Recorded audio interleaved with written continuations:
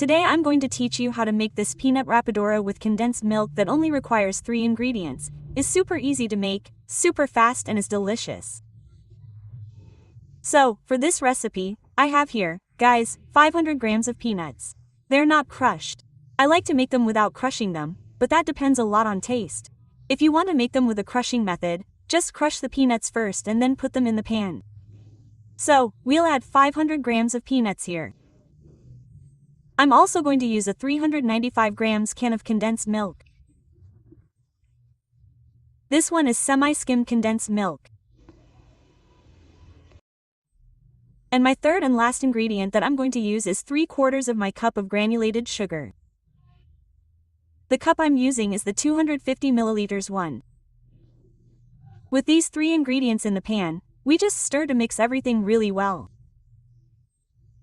Remember that all the ingredients I'm using to make this recipe will be here below in the video description, so it's easier for you to copy and make it at home.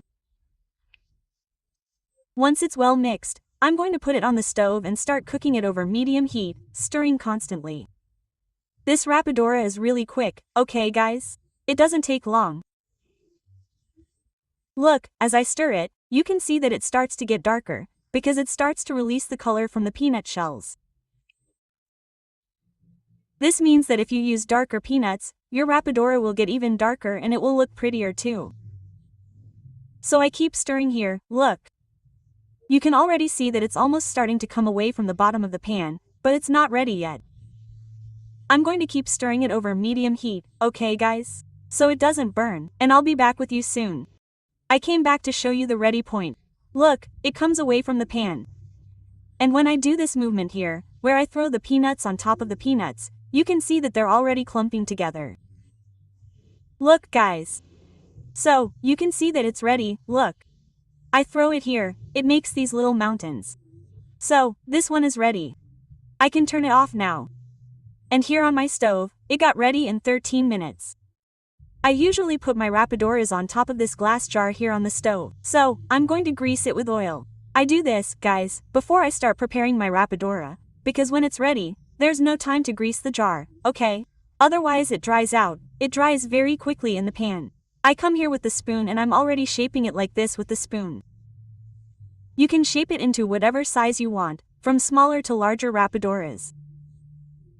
Here in my region, I know this recipe as rapadura.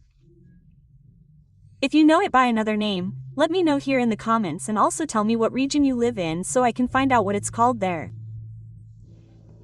Look, I just shaped it. Now just wait for it to dry for about 30 minutes.